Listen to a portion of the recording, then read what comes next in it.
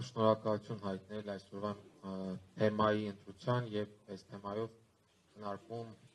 լայն քննարկում կազմակերպելու համար եւ նաեւ ողջունել Արցախի հանրային խորհրդի ակտիվ գործունեությունը, հուսանք, որ այդ ակտիվությունը կպահպանվի եւ բազմաթիվ այլ բավականին կարևոր թեմաներ եւս կդառնան քննարկման առարկա։ Հայաստանում արցախցիների նկատմամբ ատելության խոսքի կամ խտրական վերաբերմունքի դրսևորումներին բախվել ենք հենց առաջին իսկ օրերից։ Խնդիրը նա էր, ես կարծում եմ, որ 23 թվականի Արցախի կորստից հետո հայաստանյան իշխանությունների նպատակն էր ամեն ձևով գտնել մեղավոր այդ ամեն ինչի մեջ եւ մեղադրել մարդկանց Արցախի կորստի հարցում եւ ըստ այդմ էլ իրենց այդ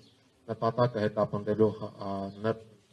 ընթացքում իրենք պետք է թիրախավորեին, գտնեին այն մարդկանց, ում որ պետք է մեղադրեին այդ ամեն ինչի համար։ Եվ դրսևորումներից մեկը հենց դա է, որը միջազգային տերմինաբանությամբ կոչվում է զոհի մեղադրել կամ victim blaming, եւ երկրորդ եւ սա շատ հաճախ է իրարվում, ունեցանք նման դրսևորում, այսինքն Արցախը թողնել փախչելու մեջ մեղադրանք, թե ազգային ժողովի նախագահի կողմից ունեցանք նման մեղադրանք նաեւ վերջին ամենացայտուն օրինակով մետրոյին տեղի ունեցած դեպքը, երբ որ ամբողջությամբ մերկացվեց այդ քաղաքականությունը, պրոպագանդան քարոզչական, որի հետևում բացահայտ տեսանք, թե կոնկրետ ով եւ կամ ովքեր են կանգնած, իրականացվում է պետական իշխանությունների կողմից անթափույց կերպով եւ տարածվում է իշխանական մեդիա ռեսուրսներով եւ տարածվում է նաեւ նրանց սպասարկող կեղծ եւ ոչ կեղծ իրական օգտատերերի կողմից։ Երկրորդ, այսպես ասած, նարատիվը կամ պատմումը, որ շատ հաճախ էլի հյուսվում է արցախցիների եւ հիմք է դառնում ատելության խոսքի, դա անշնորհակալության նարատիվն է, որը էլի մենք տեսանք նույն մետրոյին տեղի ունեցած դրվագով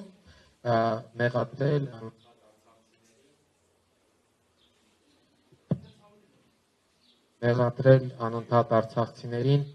անշնորհակալության մեջ, որ տարիներով հայաստանյան հանրությունը աշխատել է եւ պահել է արցախցիներին, մի կեղծ փչված փուչիկ, որը ցավոք սրտի 30 տարի լավ փչվել է եւ հիմա արդեն պայթում է իր ճանապարհին, այսպես ասած,